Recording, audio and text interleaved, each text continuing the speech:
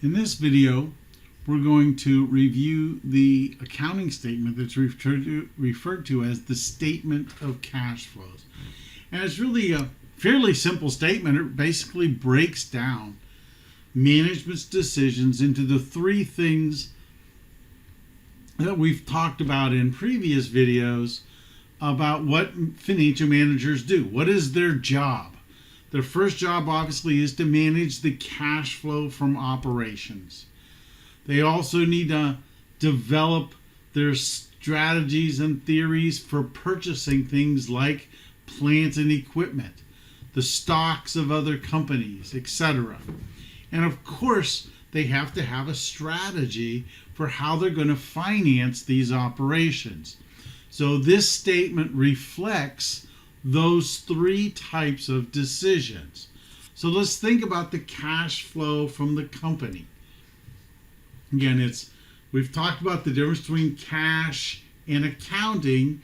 We know that cash is the thing that we want to understand and follow. It's the most important part. So the cash flow of the company comes from or belongs to people, right? It belongs to owners, and it also belongs to creditors.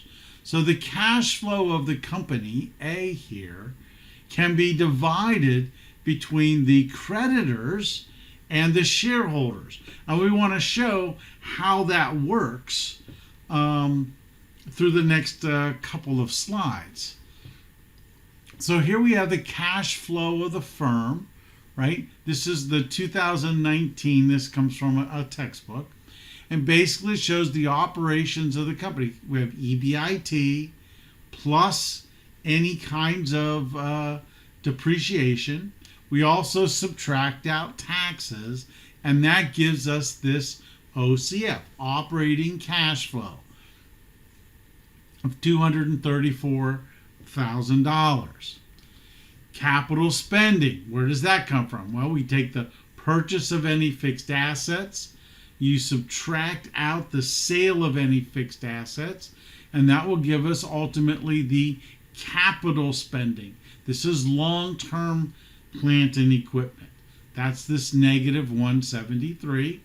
And then, of course, we have additions to net working capital. What happened to net working capital in general? This is just the change in net working capital for this year divided from last year. Of course, in this case, it was an increase. So in this case, we have the total additions of cash is $42 here. So where does that money go? The cash flow of the firm can be divided amongst two categories. The cash flow of investors in the firm. So we have debt, $36. Where'd that come from? Well, we had to pay interest, and we retired some debt.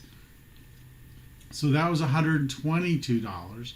And in addition, we actually paid off some debt. That's that 86. So the total actual cash flow from to creditors was $36.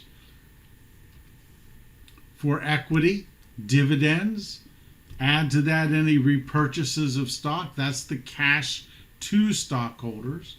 And then also we had a new stock issue, so that was cash coming in the door. So that was a total of $6. So you see here that the cash flow of investors, whether they be creditors or shareholders, equals the cash flow created by the firm. It can be allocated, if you will, between those two entities. Now, if you actually look at a statement, this is a partial statement. And again, this comes from the statements that we've been talking about, the numbers that we've been generating all come from some form of a financial analysis. Here's some industry ratios, and here is this series of cash flows for this. But from here, we create many things. We create all the ratios of the company. We also create graphs that we can use for the company. And of course, as we go through this, I'll be pointing these out as we go through the rest of these videos. So here we can see that in general, the net change has been pretty volatile. But what happened in this last year?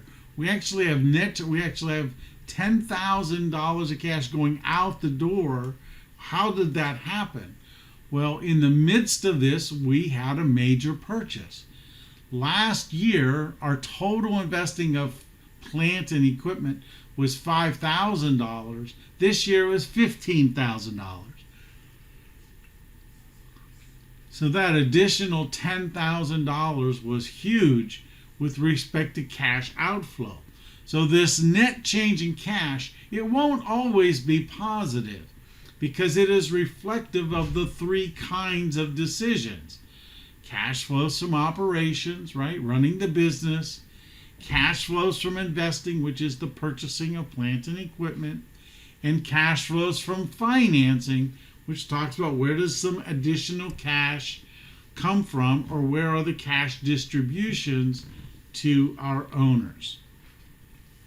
So how we measure this cash flow management, though, is important.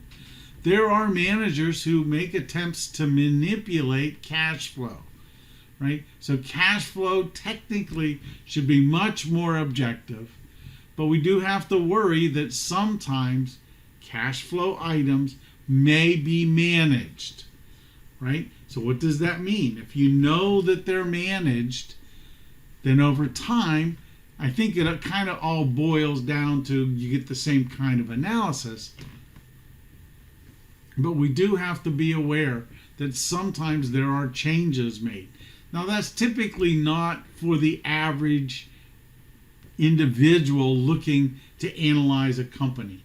But those people who it's their job to be financial analysts, to understand what's going on in a particular company, they'll get into the weeds pretty deep to try to understand exactly what's going on inside the company. So I look forward to seeing you in the next video.